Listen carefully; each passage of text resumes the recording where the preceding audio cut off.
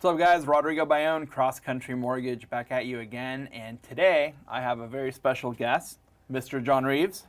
John, how's it going? Amazing. Thank you for having me in the studio today. I love it, man. Thank you. Good to see you, man. You as well. Love seeing the big smile, man. Yes.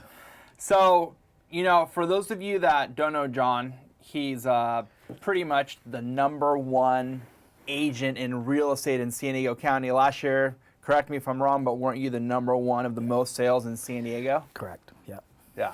You can. Very blessed. Yes.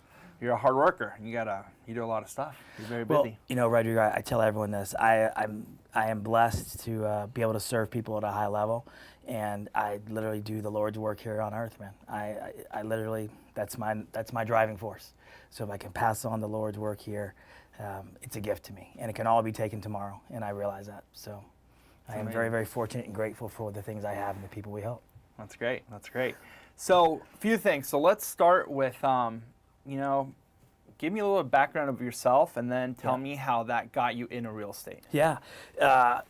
Interestingly enough, I got into real estate because of my experiences with real estate industry in general.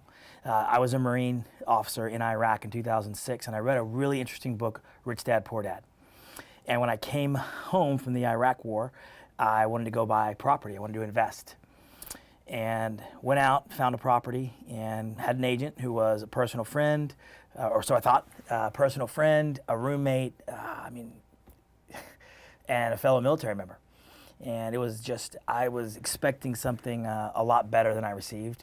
The day we got the house, we walked in, the seller had vacated and the entire thing was still full of stuff. Called them, like, sorry, can't do anything. I'm like, okay, great, I got it. Mm-hmm. So it was such a negative experience. And I chalked it up and said, it's okay, these guys are just new in the business. So I went to my friends and they're in the business, they're new, so they're learning, it's part of life.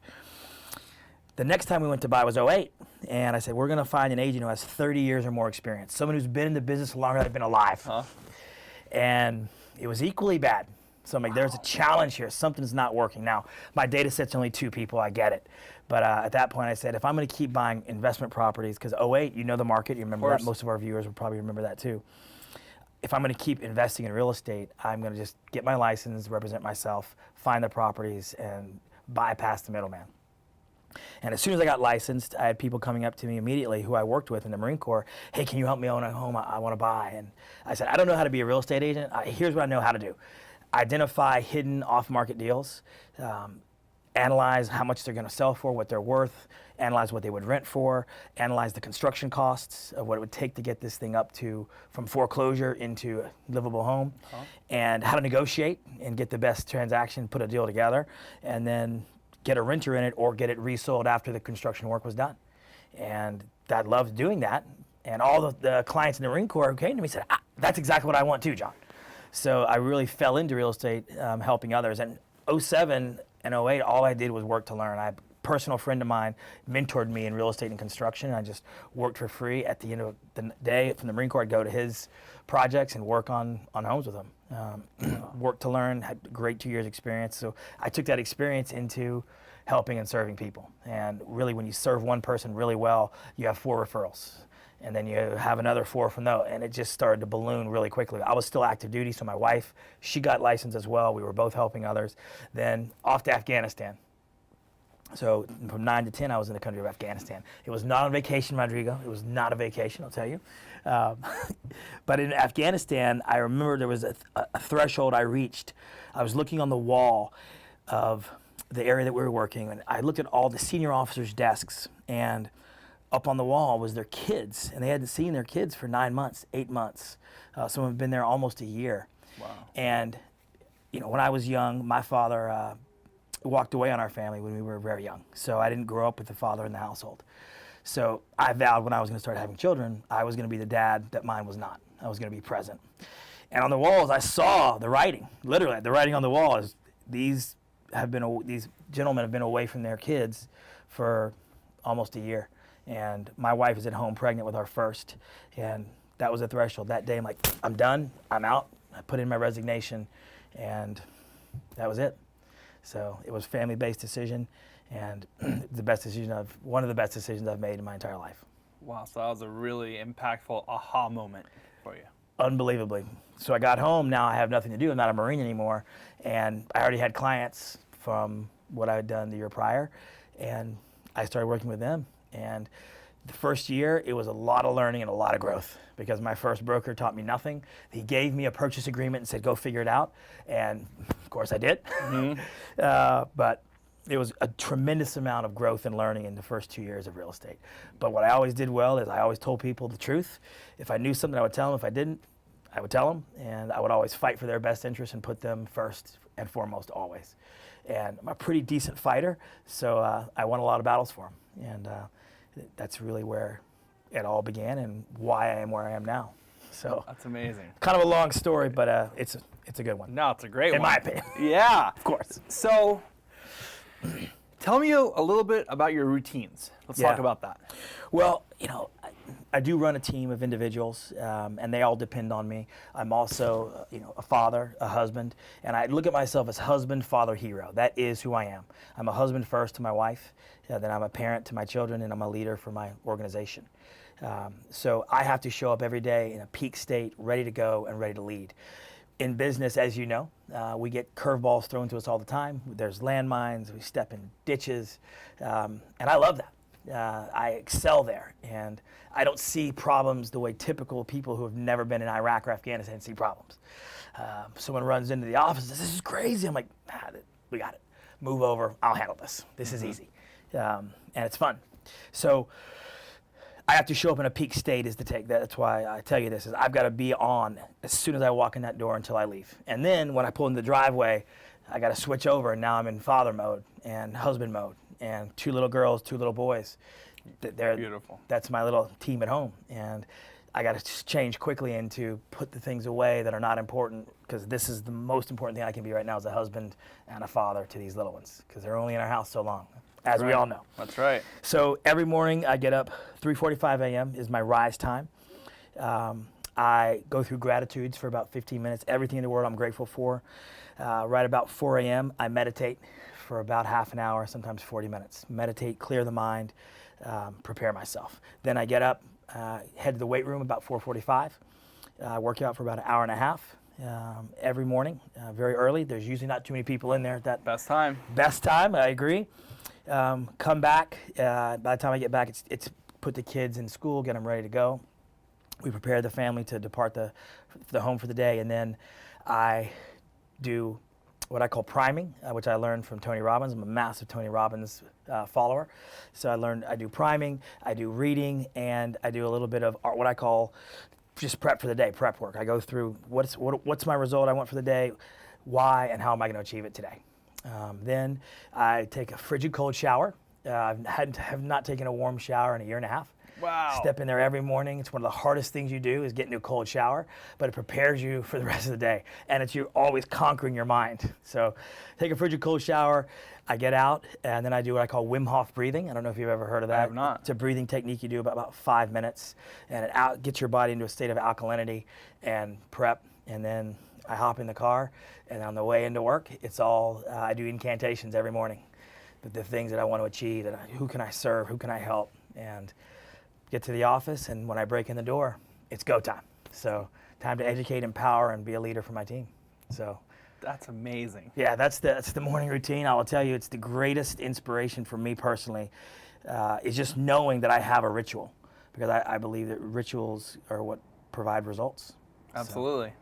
Man, you always hear about the people that are the 5 a.m. club. I wake up at 4:30 and I go to the gym at 5. No offense to everyone that does that, because I am one of those, and that's got nothing on everything you're saying. My goodness, that's incredible. Talk to me a little bit about Tony Robbins, speed reading. Yeah. I've researched this, and explain that to me.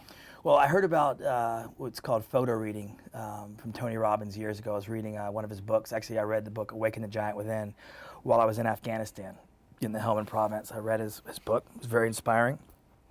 And one of the things he talked about was photo reading. He called it speed reading, but the only way to read a book a day is through photo reading. So I researched it, and I took a class on photo reading. And after that class, I've excessively read books. You can read a book in about 20 minutes. It's pretty impressive. But it's through your subconscious mind. It's some people don't believe in it. If you don't believe in it, of course, it's not going to work. But I just started reading book after book after book in 2013. And it's been enormously empowering because there's so much knowledge that I've been able to walk away with. So I've always believed, and Tony Robbins, he's the one who I first heard this from as well, said that who you surround yourself with and the books you read have a massive impact on your destiny. So I'm a subscriber to that 100%, and I believe that. That's amazing. Yeah, man. So, okay, you've given me a lot of information. I have to ask you this. Yeah. What's your why? What drives you? Oh, man. So this emotional story, it always chokes me up a little bit, but you had to ask this one, Rodrigo. Great. So when I grew up, as I mentioned, my father, well, let's rewind. When I was born, I contracted viral meningitis. Within about a couple of hours of being in the hospital, I got viral meningitis, and the doctors told my parents I would not live. There was no way I would make it because of the severity of it, and there's nothing they could do at that age. This is in the 70s, barely in the 70s. But I told my parents it's very unlikely he'll survive. So given last rites, this is all from what my parents have told me. And next day, still kicking. The next day after that, they're like, it's a miracle. His fever's breaking. It looks like he's going to make it. Now he'll probably be disabled, handicapped, possibly maybe blind, deaf. He may have a disability that hurts him in life, but that didn't happen either. So my mom, from the smallest, being the smallest child I can remember, she would always tell me, son, you were given a great opportunity to live. The Lord kept you here for a reason. She always told me that. She said, you were lucky once in life. You were gifted here. Every other day you have to make your own luck. And the way you do that is you focus on the 6 inches that are right in front of your face, because that's the only thing you can control. You control what you want, not what you don't want, where you're going, not what's behind you. And if you just focus on what's right in front of you and don't worry about the clutter and the things you have no control over, you'll be successful. And she repeated this and repeated this as long as I remember her. Just focus on what you can do. Well, when we were about 6 years old, no father at home. Again, we lived very, very meagerly. I remember waking up sometimes and wondering, are we going to have food? I remember going to bed hungry a few times. Now, I wasn't starving by any means, but we just did not grow up with a lot. Very, very meager. I remember we had hand-me-down clothes. Everything was given to us, and my mom never went on welfare. She worked her tail off to support her 2 boys. But Christmas of '86, I don't remember the age. I just remember being 86 for some reason. I was 6 or 8. My mom came to my brother and I and said, we can't have Christmas. I can't afford it. We're not going to be able to provide. So we have to have water and lights. And I remember the water getting shut off all the time in our house, the lights being shut off, the heat, like it was natural to me. Now I look back and I was like, wow, but at the time it was just natural.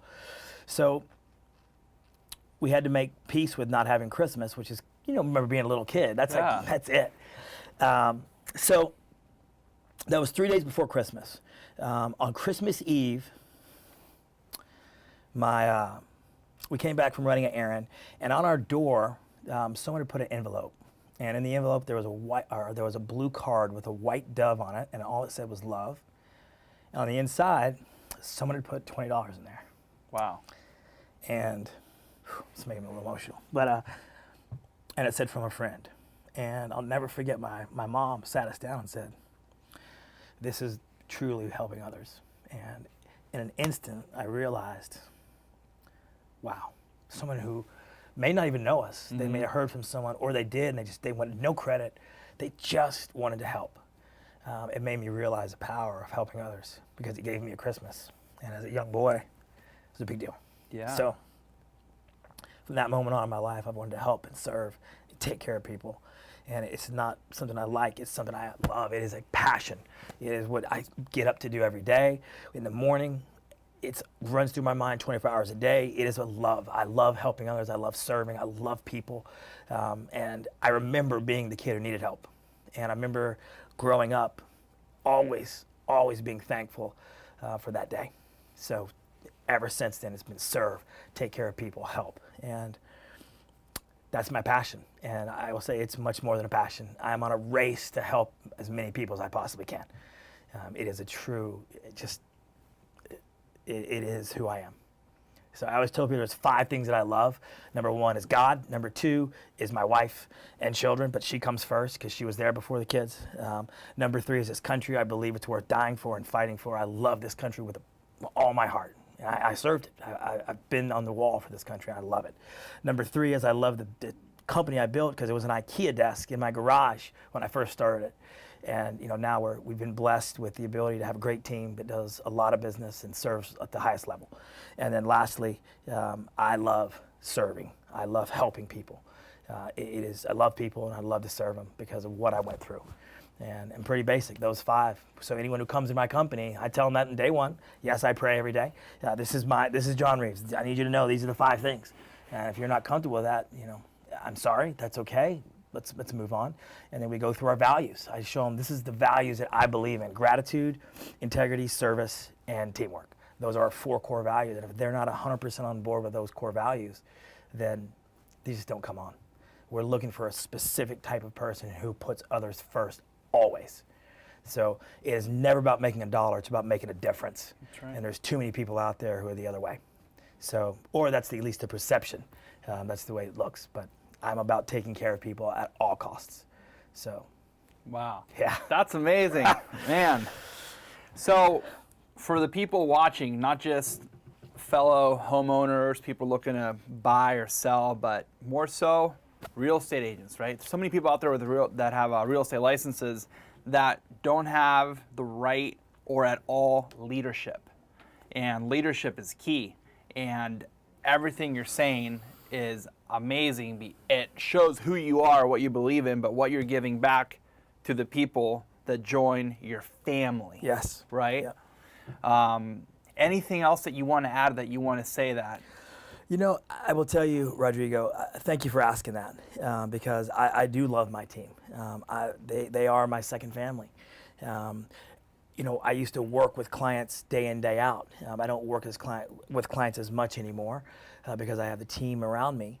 So now it's about making sure my team is empowered and educated and set up for success and fulfilled and happy, and they're growing and they're able to contribute. And it's massively important to me to take somebody who doesn't know real estate, pick on a new agent and teach them the right way from the ground up is how to do this, because no one did that for me. Again, the best leadership comes from learning from poor leadership. So I took my own experience and I've always made those into a positive because I truly believe life happens for us, not to us. So, I was treated that way as a new agent. How can I reverse that and teach my agents at the highest possible level? 80 hours to start training, then 24 hours every single month. So consistently training, because training is what gets people to the highest level of competency. And I remember that from being a Marine. Train. We always train. So, and results comes from rituals, just like I said. So the more you train, the better. And I've had people all the time come to me, John, you train your agents so much and they're really good. Aren't you afraid they're going to leave? Like, what if you train them so much they leave? I'm like, well, what if I don't train them and they stay? That's the bigger problem. Yeah. So I believe in making everyone better around me that I possibly can. On my wall at work, it says, iron sharpens iron as one person sharpens another. I believe that, and I fervently follow that every day. So. That's amazing. Thank you. I love it. All right, guys. Well, you've heard it. It's a privilege to have Mr. John Reeves. John, thank you for joining us. Thank I really you. appreciate it, man. Rodrigo. Great to see you. Have a great Friday, man. Thank you, man.